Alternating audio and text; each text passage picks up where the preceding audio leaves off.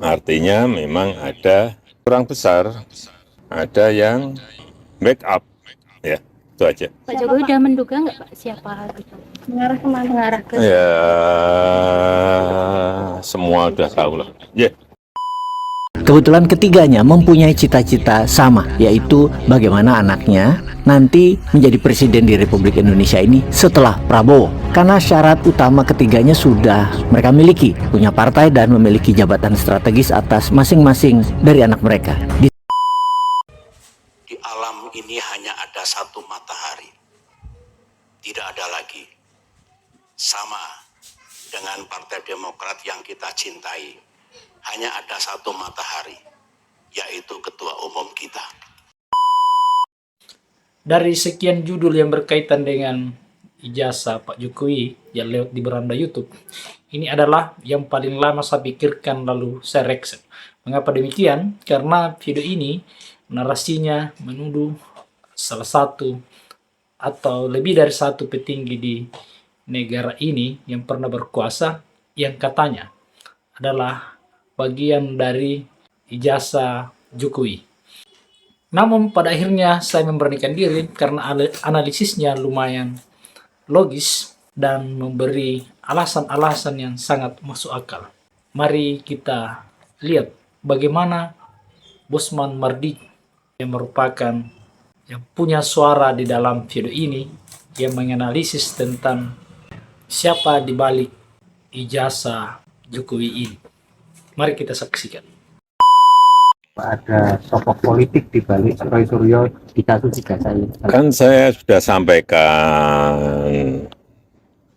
feeling saya mengatakan ada agenda besar politik dalam tuduhan ijazah palsu maupun pemakzulan.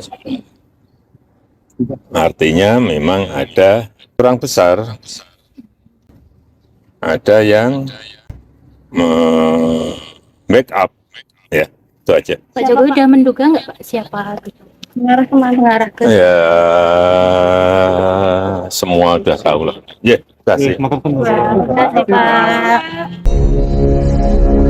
Pertempuran tiga mantan presiden yaitu Jokowi, SBY, dan Mega sangat seru dan berserial panjang seperti drama sinetron yang tidak berkesudahan. Walaupun penontonnya sedikit dan sponsornya hanya diri mereka sendiri, namun tetap saja drama adalah drama. Pemainnya nanti pasti pada kena karma. Kebetulan ketiganya mempunyai cita-cita sama, yaitu bagaimana anaknya nanti menjadi presiden di Republik Indonesia ini setelah Prabowo.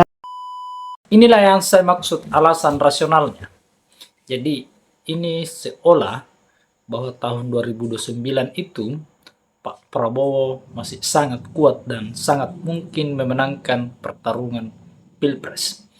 Mungkin juga karena dua pengalaman sebelumnya, di mana incumbent itu sulit dikalahkan. SBY 2 periode dan Jokowi 2 periode. Jadi analisis Bosman Mardigu ini sangat masuk akal. Karena syarat utama ketiganya sudah mereka miliki, punya partai dan memiliki jabatan strategis atas masing-masing dari anak mereka. Di tengah sulitnya mencari pekerjaan saat ini di Indonesia, tentunya sebagai orang tua yang baik, mencarikan pekerjaan buat sang anak adalah bentuk kasih sayang dari mereka atas kelanjutan dinasti mereka untuk menjabat yang harus menurun ke anak mereka. Untuk itu tidak heran kalau mantan Presiden ke-7 Pak Jokowi mengatakan bahwa ada sosok orang besar di balik polemik ijazah palsu maupun pemakzulan yang menerpa putranya, Wakil Presiden Gibran Rakabuming Raka. Tentunya bagian dari skenario untuk menjegal Gibran secepat mungkin. Ketika ditanya lebih jauh oleh wartawan, maka dijawab oleh Jokowi, ya semua sudah tahulah. Dilanjutkan dengan mengatakan, feeling saya mengatakan ada agenda besar politik dalam tuduhan ijazah palsu maupun pemakzulan. Artinya memang ada orang besar, ada yang membackup, yaitu saja. Hal itu dirasakan Jokowi setelah polemik soal ijazah miliknya kembali mencuat saat dirinya tidak lagi menjabat sebagai presiden. presiden. Seperti kita ketahui, polemik ijazah palsu Jokowi kembali muncul usai Jokowi purna tugas pada Oktober 2024 lalu. Dengan pernyataan itu, seluruh rakyat Indonesia yang punya hati pasti tahu bahwa yang dimaksud Pak Jokowi sebagai orang besar itu adalah SBY yang mendalangi pemakzulan Gibran dan ijazah palsu.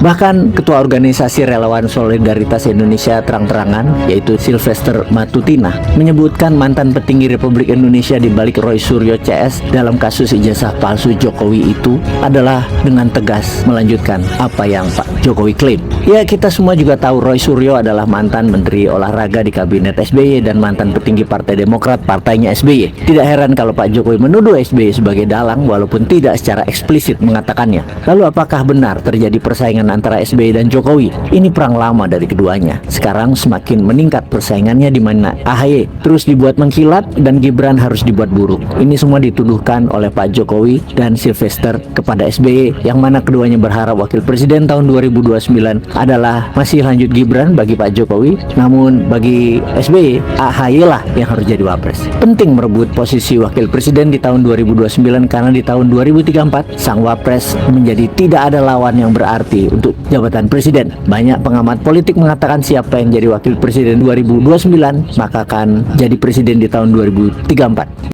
Jadi siapa yang menjadi wakil presiden di 2029 maka sangat mungkin menjadi presiden di tahun 2034.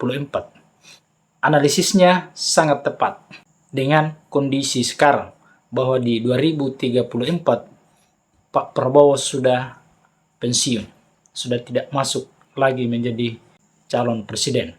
Sangat mungkin kalau posisi 2029 itu diperebutkan oleh mereka-mereka yang sudah sangat bersyarat di antara yang disebutkan Bosman Mardigu ini.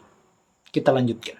Untuk itu, SBY berulang kali berusaha agar Jokowi keluar dari lapangan dengan mengatakan lebih dari 3 kali. Kalau nggak salah sekitar Oktober 2024, Februari 2025, juga April 2025, di mana SBY menyebut tidak boleh ada matahari kembar di pemerintahan Prabowo, yang tentunya yang dimaksud adalah Jokowi, matahari keduanya.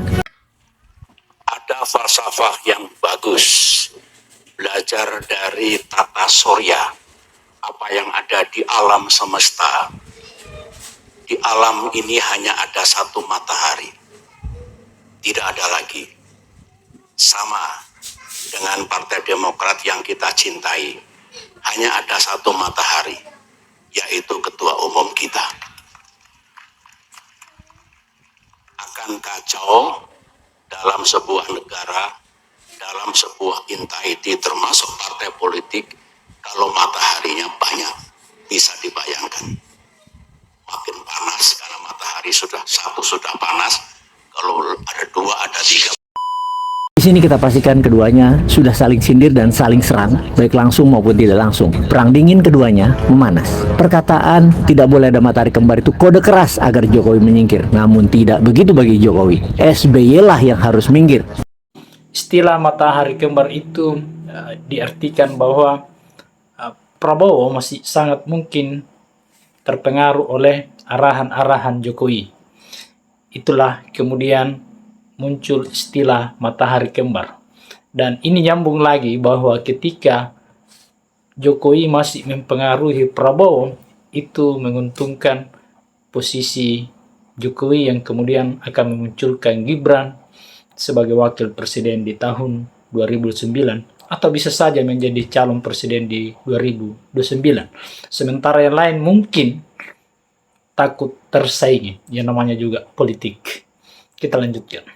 Lalu bagaimana dengan Ibu Mega yang juga berharap putrinya dapat jabatan wakil presiden di tahun 2029? Ya tidak bisa disalahkan juga karena sang ibu punya partai besar yaitu PDIP, punya alat tawar yang besar. Dan untuk itu PDIP juga melakukan serangan ke Jokowi juga. Untungnya Jokowi memiliki pasukan di kabinet, ada 17 orang yang berkuasa solid di kabinet Prabowo. Apa yang dilakukan PDIP? Menyerang sang Menteri Koperasi Budi Ari, di mana Budi Ari pernah menyebut secara tidak langsung bahwa partai mitra judul adalah PDIP. Pernyataan Budi Ari ini lantas direspon keras oleh oleh sejumlah kader PDIP. Meski Budi Ari tidak menyebut secara gamblang partai politik yang dimaksud, tapi semua juga tahu arahnya adalah ke PDIP. Puan sampai minta klarifikasi karena dituding PDIP jadi dalang penyebaran isu judi online, dan itu bisa menggoyang juga agar citra Gibran dan Jokowi membaik tentunya. Budi Ari yang merupakan ketua relawan Projo itu juga membawa nama Menko Polkam Budi Gunawan dan PDIP dalam pusaran kasus judol di Indonesia yang membuat perang antara Jokowi dan PDIP terus meruncing. Dibalas apa oleh Jokowi? Hasto Sekjen PDIP dihukum 3,5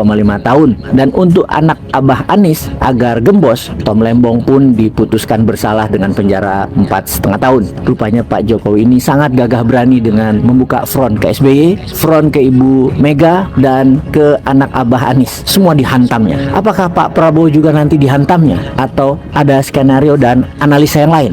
Bagaimana? Komentar sahabat semua. Ditunggu. Peace.